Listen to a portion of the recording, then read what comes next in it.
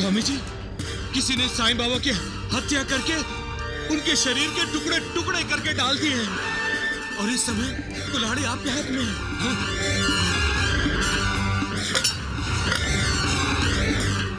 हमें फौरन यहाँ से भाग जाना चाहिए। शिरडी में क्या हो रहा है द्वारकानाथ जी? शिरडी में तो वही हो रहा है स्वामी जी जो होता चला आया है। अर्थात साईं बाबा की हत्या का किसी को नहीं पता। राम राम राम राम, साईं बाबा की हत्या? ये किसने कहा आपसे स्वामी जी? हैं? साईं बाबा की हत्या कौन कर सकता है? हाँ? द्वारिका माई में तो साईं बाबा की आरती की तैयारियां चल रही होंगी। खंड योग की सिद्धि तो केवल परम योगी ही प्राप्त कर सकता है।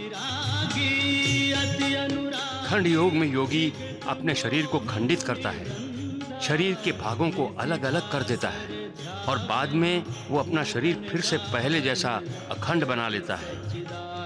ये सामान्य योगी का काम नहीं है। खंड योग के प्रयोग करने वाले को मालिक का ही दूसरा रूप होना चाहिए। गुरुदेव, आज से आपका ये शिष्य आपके बताए हुए गुरुपदेश पर ही चलेगा। अपनी साधना का उपयोग अपने लिए नहीं, लोगों के लिए करो।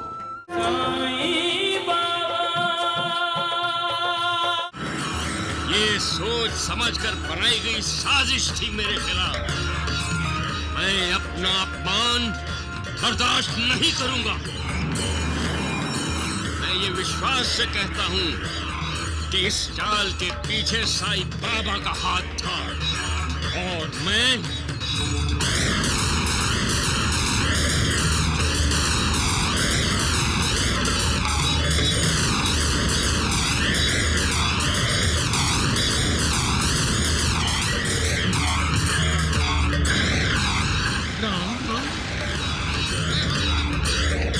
उस साईं बाबा को अब उसके मालिक के पास भेज कर ही दम लूंगा।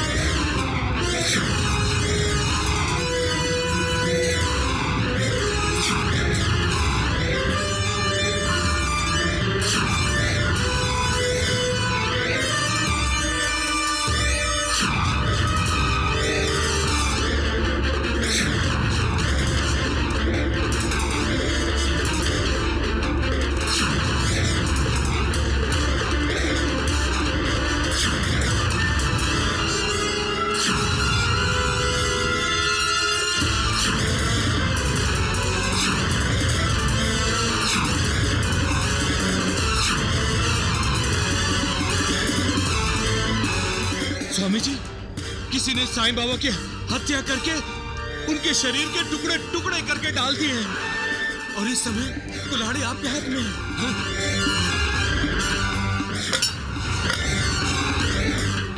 हमें फौरन यहाँ से भाग जाना चाहिए।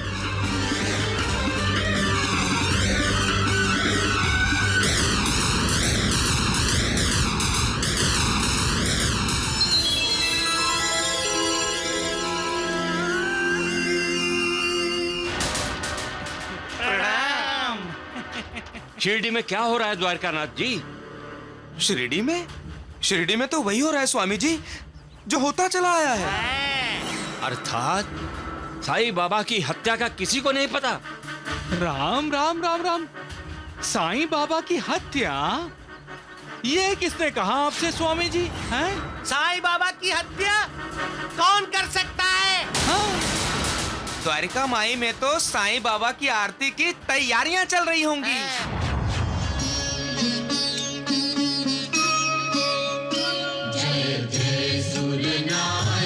जन सुखदायक प्रणतपाल भगवंता ओझित हितकारी जय असुरारी सिंधु सुता प्रिय कंता आनन सुर धरणी अद्भुत करनी मर्म न जानई कोई जो सहज कृपाला दीन दयाला ये कैसे हो सकता है? रात तो सब खंड खंड टुकड़े टुकड़े था, आज अखंडी कैसे? लगता है साईं बाबा को खंड योग की सिद्धि प्राप्त है। खंड योग की सिद्धि तो केवल परम योगी ही प्राप्त कर सकता है। खंड योग में योगी अपने शरीर को खंडित करता है, शरीर के भागों को अलग अलग कर देता है और बाद में वो अपना शरीर फिर से पहले जैसा अखंड बना लेता है। ये सामान्य योगी का काम नहीं है। खंड योग के प्रयोग करने वाले को मालिक का ही दूसरा रूप होना चाहिए।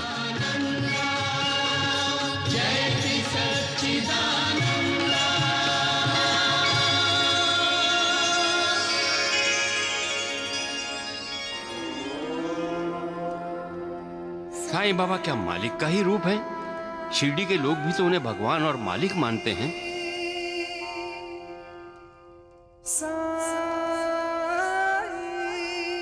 तो क्या मैं मालिक को चुनौती दे रहा हूं? योग क्या है? आत्मा और परमात्मा का मिलन योग है। सच्चाई के रास्ते पर चलना योग है। विकारों का त्याग करना भी एक प्रकार का योग है। योगाभ्यास एक श्रेष्ठ अभ्यास है। इसमें विश्व के रहस्यों को भेदन करने की शक्ति है और ये शक्ति सिद्धि के रूप में योगी को मिलती है। परंतु एक योगी को अपनी सिद्धि का आडंबर नहीं करना चाहिए। योगी के संपर्क में जो भी प्राणी आता है, योगी उसमें मालिक के दर्शन करता है। यही योगी का परिचय है। योगी किसी से द्वेष नहीं करता, ना ही किसी से ईर्ष्या करता है। योगी ही अहंकार के अधीन हो गया तो साधारण लोगों को अहंकार से दूर करने का आदेश कौन देगा? योगी को तो सबका गुरु बनना चाहिए। अपनी योग सिद्धि का उपयोग और प्रयोग लोगों की उन्नति के लिए ही तो करना चाहिए। योगी को ही गुरु की जरूरत हो तो लोगों को शिक्षा कौन देगा?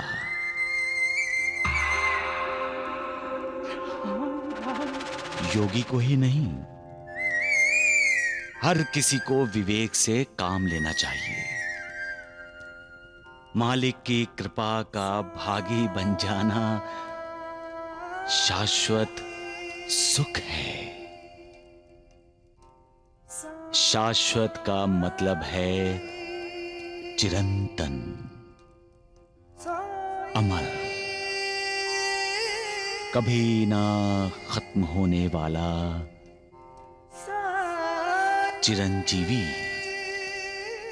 ऐसा शाश्वत सुख पाने के लिए जैसे पत्ता पतझड़ में पेड़ से गिरता है, वैसे ही हमारे अहंकार का टूट कर गिरना जरूरी है। तभी तो योगी समाज को जगा सकता है, लोगों को ईश्वर भक्ति का महात्म्य समझा सकता है। लोगों का मार्गदर्शन करना योगी का काम है। लेकिन योगी ही मार्ग से भटक गया तो योगी भटक जाता है तो मार्गदर्शन के लिए परम योगी के पास आता है।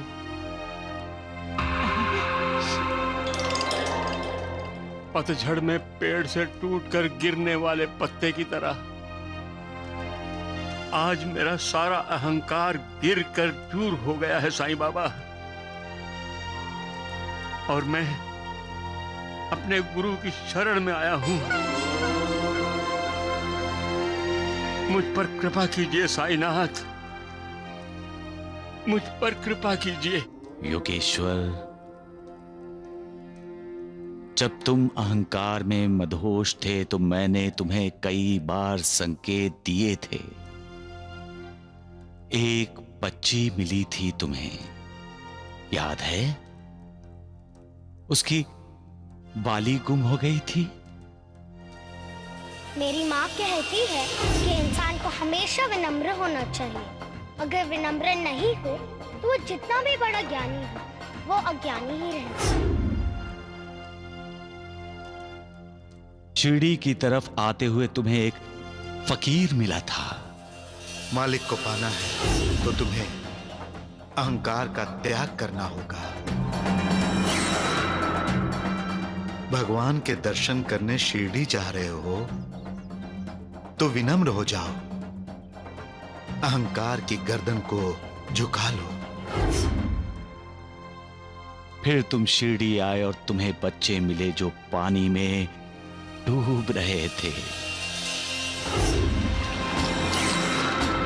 समाधि लेने के लिए योग साधना की आवश्यकता होती है बेटा, और अगर तुम यूं ही दर्शक बने खड़े रहे तो पानी के नीचे ये सब बच्चे मर जाएंगे। स्वामी जी, हम सिर्फ एक ही साधना करते हैं और वो है भक्ति साधना। हम साईं बाबा की भक्ति करते हैं। हर किसी द्वारा मैं तुम्हारा मार्गदर्शन करना ही चाहता था योगेश्वर, लेकिन तुम तो अपने अहंकार के नशे में चूर थे। क्षमा कीजिए साईनाथ, क्षमा कीजिए। तुम्हारी योग साधना जमीन के अंदर समाधि लेने तक ही सार्थक थी योगेश्वर। योगी तो परमात्मा का दूत है। योगी द्वारा ही परमात्मा अपने कार्य करवाता है। योगी ये बात भूल गया तो परमात्मा के कार्य कौन करेगा योगी? साईनाथ, आज के बाद मैं ऐसी गलती कभी नहीं करूंगा। गुरुदेव, आज से आपका ये शिष्य आपके बताए हुए गुरुपदेश पर ही चलेगा। अपनी साधना का उपयोग अपने लिए नहीं, लोगों के लिए करो। बहुत दुखी और पीड़ित लोग हैं, उन्हें करुणा दो। मालिक की तुम पर विशेष कृपा हुई है जो तुम अपनी योग साधना पूरी कर पाए हो। लोगों को मालिक की भक्ति की राह बताओ, लोगों का कल्याण होगा, तुम्हारा भी कल्याण होगा। जो आज्ञा गुरुदेव, जो आज्ञा। वैद्य जी, हम भी साईं बाबा की शरण में चलें? अरे बहुत शरण शरण करता है, अब मुंह बंद कर नहीं तो तुझे ढूंढू की शरण में भेज दूंगा। जय साईनाथ। चलिए चलिए वैद्य जी, चलिए। राम राम।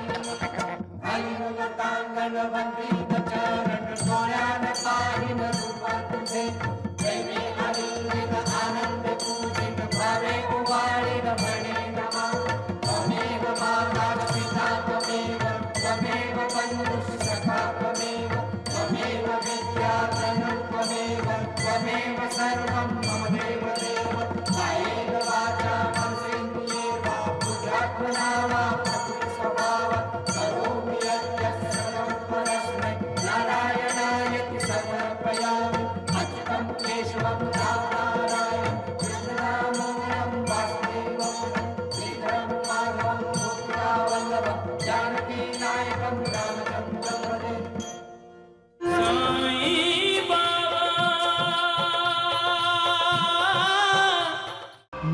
कोई लिखा पढ़ी न फिर कोई रसीद। आप तो बस नोट गिनते जाइए दामुअना। हाँ। कोई लिखा पढ़ी नहीं का मतलब है कोई हिसाब किताब नहीं, यानी कि काला धंधा। हमें ऐसा व्यापार नहीं करना है धर्मानंद। भाभी। हाँ दिनकर, आज से हम सच्चाई का सच्चा व्यापार करेंगे, जिसका पूरा पूरा हिसाब किताब होगा। ना हम झूठ बोलेंगे, ना झूठा व्यापार करेंगे। भैया, ये भाभी को अचानक क्या हो गया? अगर तुम भैया और भाभी के साथ सत्य की राह पर नहीं चलोगे तो तुम ये हवेली छोड़कर जाना ही पड़ेगा। नहीं नहीं, मैं ऐसी नौबत ही नहीं आने दूंगा। ये 1 लाख रुपया मैं अभी का अभी दान कर दूंगा। मूर्ख कहीं का। सत्य की राह पर चलना एक तपस्या है। जो ये तपस्या पूरी कर लेता है उसे तपस्या का दिव्य फल मिलता है। दोपहर के सूर्य की तरह सत्य का तेज दाहक होता है, उग्र होता है। उसे वही लोग सहन कर सकते हैं जिनका मालिक पर पूरा विश्वास है, क्योंकि मालिक का ही दूसरा रूप सत्य है।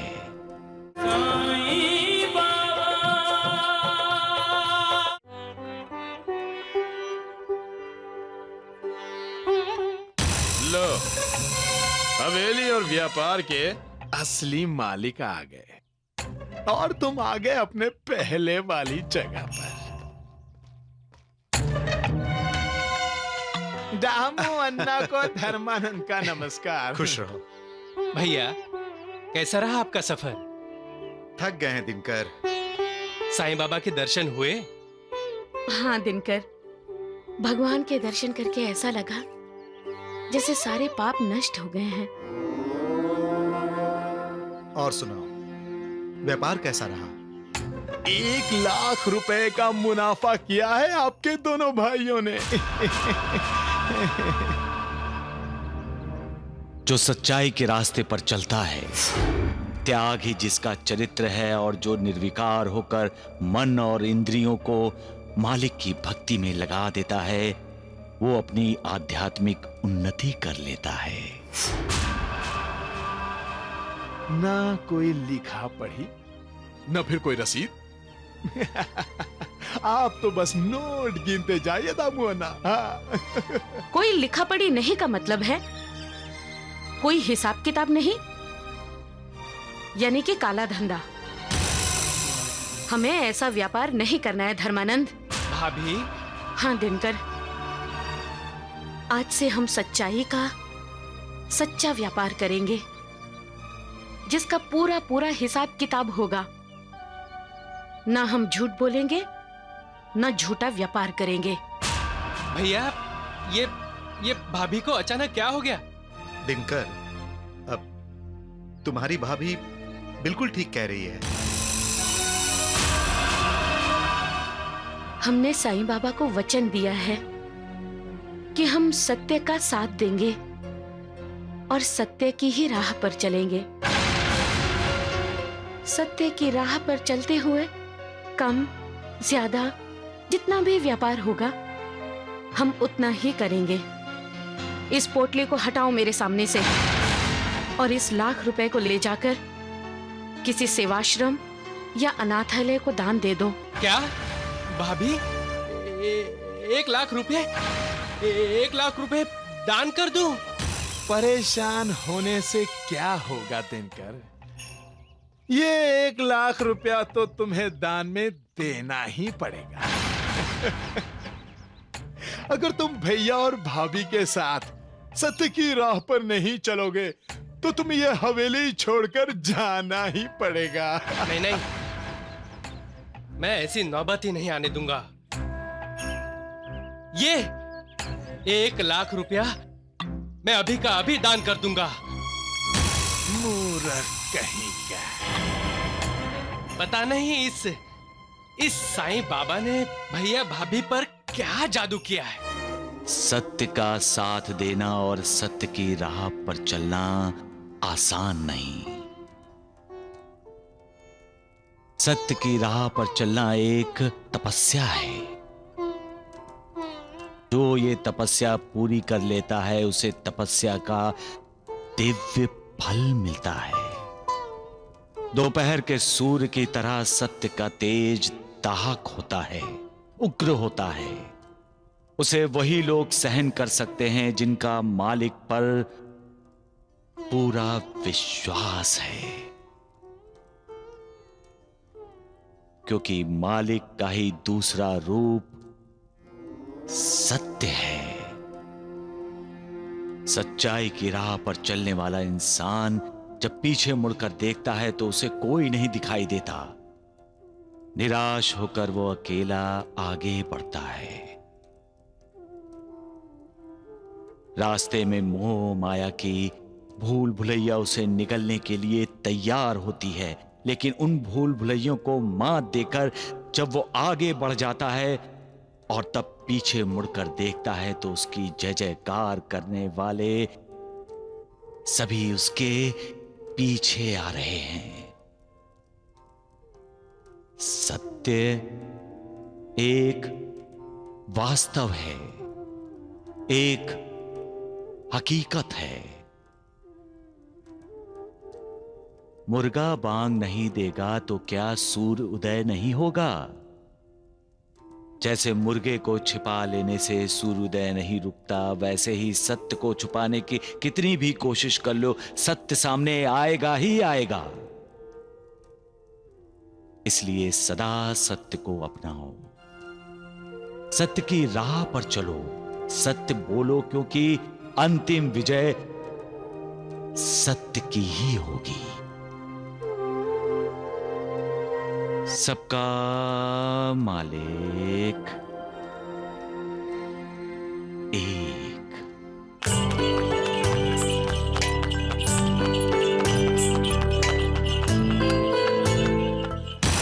वो देख दिनकर, तुम्हारी बदकिस्मती अस्पताल से सही सलामत लौट आई है।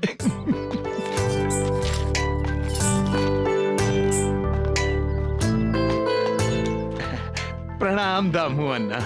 भाभी, आपको स्वस्थ देखकर दिल को बहुत अच्छा लगा। सब साईं बाबा की कृपा है।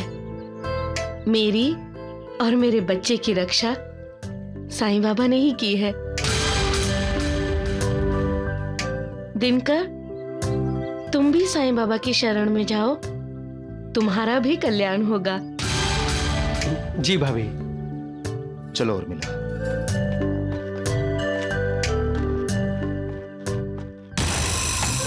दिनकर, चलें? कहाँ चलें? शिरडी, साईं बाबा से अपना कल्याण करवाने। मैं तुम्हें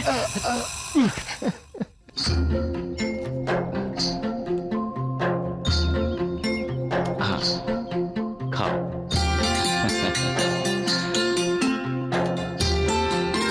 और लो।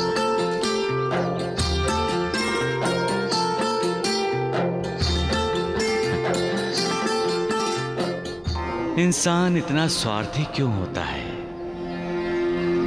अपने स्वार्थ के लिए वो दूसरों की खुशियां छीनता है, भाई को भाई से लड़ाता है, मां समान भाभी के खिलाफ बेटे जैसे देवर के दिल में जहर भरता है। रिश्तों में आग लगाकर आखिर वो इंसान पाना क्या चाहता है? सिर्फ पैसा? पैसे से क्या होगा? क्या उसका उद्धार हो जाएगा? वो ये क्यों भूल जाता है कि संसार से जब वो जाएगा खाली हाथ जाएगा। जमीन, जायदाद, जेवर, पैसा सब कुछ यही रह जाएगा, कुछ भी साथ नहीं ले जाएगा। फिर ये स्वार्थ क्यों? कब इंसान ये समझेगा कि जब वो जाएगा तो उसके साथ उसके अच्छे बुरे कर्म, अच्छे बुरे संस्कार ही जाएंगे। ओम जय साईनाथ, जय साईनाथ, आदि न अंत तुम्हारा, तुम्हें श्रद्धा नमन हमारा। ओम जय साईनाथ, जय साईनाथ, चलो साईं बाबा की आरती में चलते हैं। आओ दिनकर। हाँ चलो। धरती पर रहकर प्रभु तुमने तन अंबर तक विस्तारा। ओम जय साईनाथ, जय साईनाथ, आदि न अंत तुम्हारा, तुम्हें श्रद्धा नमन हमारा। साईं बाबा, आपके आशीर्वाद से मैं मां बनने वाली हूँ। फिर अचानक ये विघ्न क्यों? मैंने तो कभी किसी का बुरा नहीं चाहा, कभी भी किसी का बुरा नहीं किया। फिर मेरे साथ बुरा क्यों हो रहा है बाबा? मेरे साथ बुरा क्यों हो रहा है?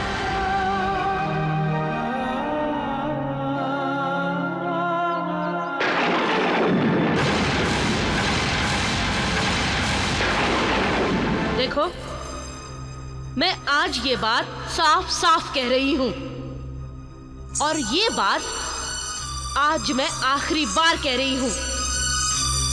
मुझे बच्चा नहीं चाहिए।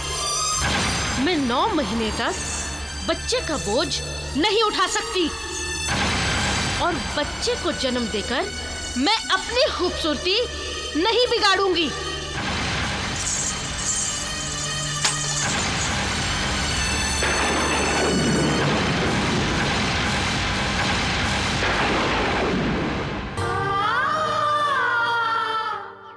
अब समझ में आया उर्मिला बेटी?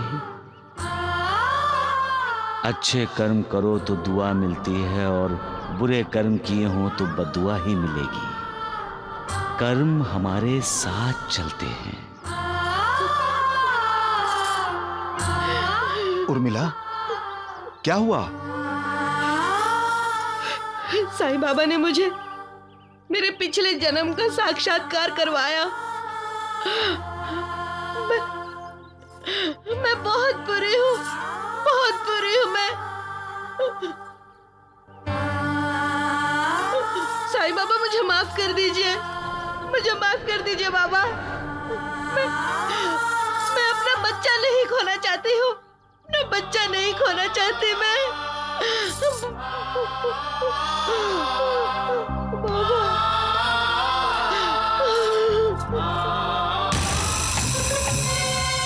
मुझे भी साक्षात्कार हुआ है दिनकर। जल्द से जल्द मौका मिलते ही दामू अन्ना को हटाकर उसका सारा धंधा, सारा व्यापार अपने कब्जे में करना होगा, अपने कब्जे में।